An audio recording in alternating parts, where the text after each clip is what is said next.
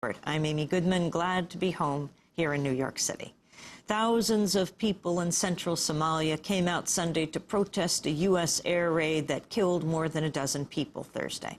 Among the dead is Aden Hashi Iro, a man the United States says was al-Qaeda's leader in Somalia. Iro was a military commander of the armed opposition group Shabab. The group had functioned as the military wing of the short-lived government led by the Union of Islamic Courts before it was forced from power in December 2006 by U.S.-backed Ethiopian troops. Since then, Shabab has been one of the main groups carrying out attacks against Ethiopian and government forces in Somalia. It was added to the U.S. government's terror list in March of this year. Washington said Shabab members were trained by al-Qaeda in Afghanistan and hosted suspects wanted for the 1998 bombings of U.S. embassies in Kenya and Tanzania. Shabab denied the allegations and said they were not terrorists, but told Reuters, quote, "Now we've been designated terrorists and forced to seek out and unite with any Muslims on the list against the United States." Sheikh Ibrahim Suli is the spokesperson for the Union of Islamic Courts. He condemned Thursday's attack in an interview with Al Jazeera and warned the United States against further action. This attack was cowardly and aggressive. We condemn the international Arab and Islamic community's silence. These bombs are making Somalis more united. These people do not need bombs. They need international humanitarian help. It is good for America to stop. If America continues what it is doing, they will reap the harvest of the crop they have sown. Thursday's airstrike comes in the midst of a deepening humanitarian crisis in Somalia that the International Committee of the Red Cross described as, quote, catastrophic.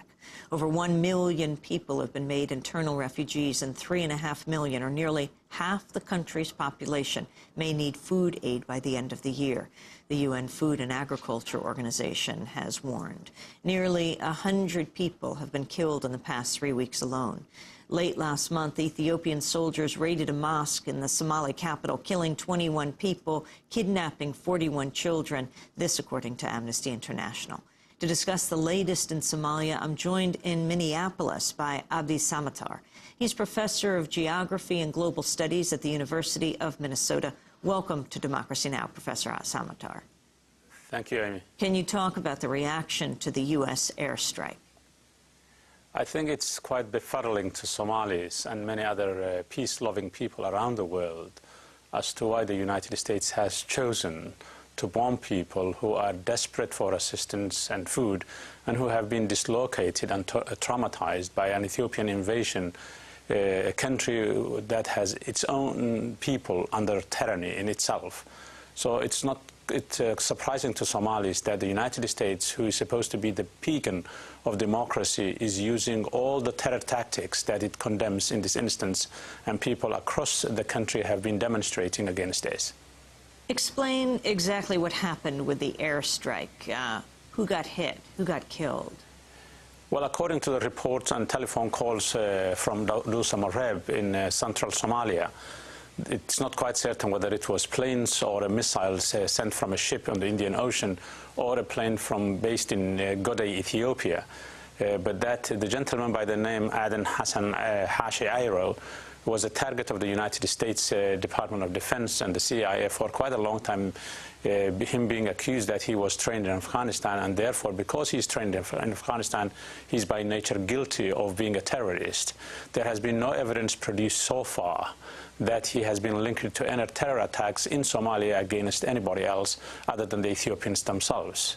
So it seems to be the presumptions repeated sufficient times become a replacement or a substitute for reality.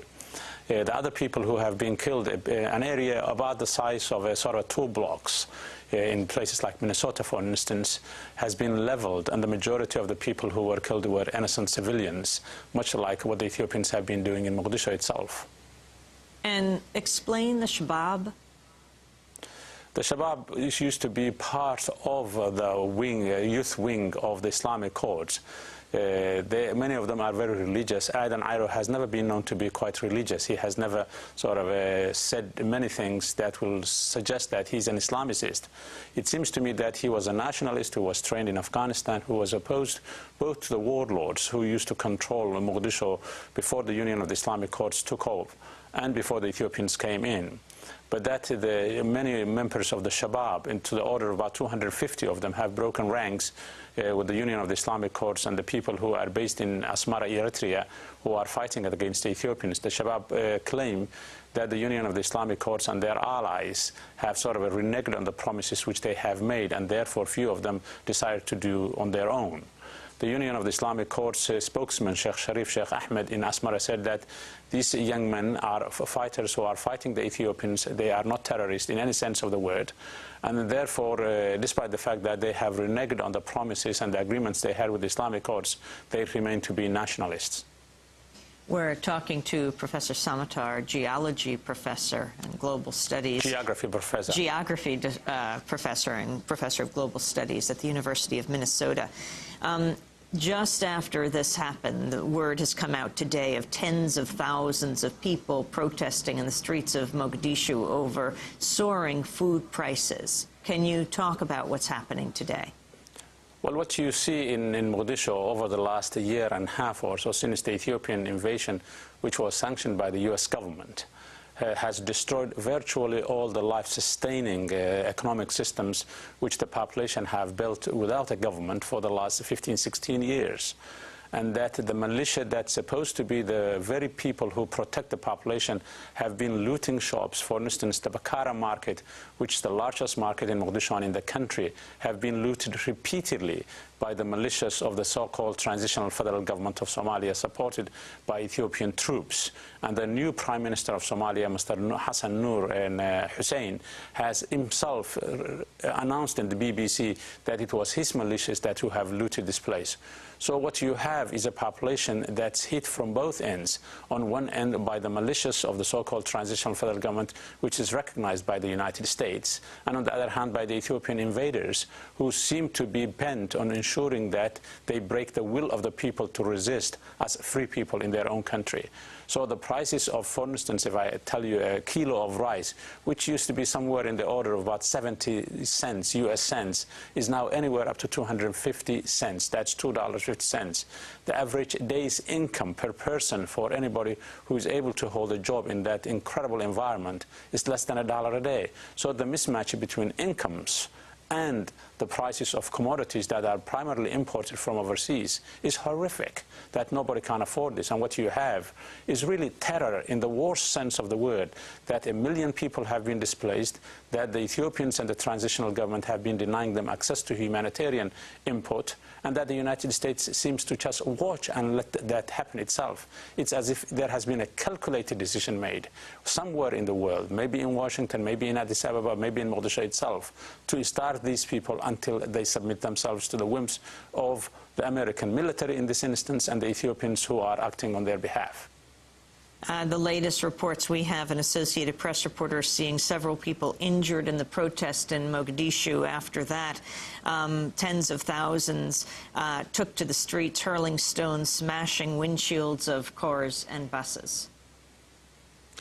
Well, what you have here is, you know, the Somalis have supported the war against terrorists, but they ask our country, that's the United States, the simple question that the President Bush has asked the international community: are you with us or are you against us?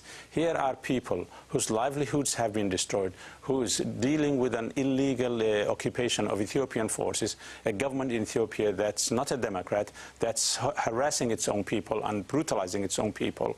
And the Somali people are asking the United States, why are you supporting our terrorists when we don't support the terrorists that who are acting against you?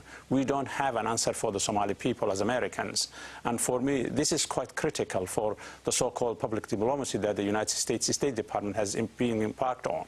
And that is, if we are interested in winning the hearts and minds of people around the world, and particularly the Muslim world, then what we need to do is to be true to our ideals of democracy and respect for human rights. Tell the Ethiopians to get out of there, let the Somalis sort themselves out, and promise the Somalis to support them as long as they play with internationally sanctioned rules of human rights and whatnot. That's what the Somali people are asking, in my opinion. Professor Avdus Samatar, I want to thank you very much for being with us, Professor of Geography and Global Studies at the University of Minnesota, author of several books and publications on Somali history, politics, and culture.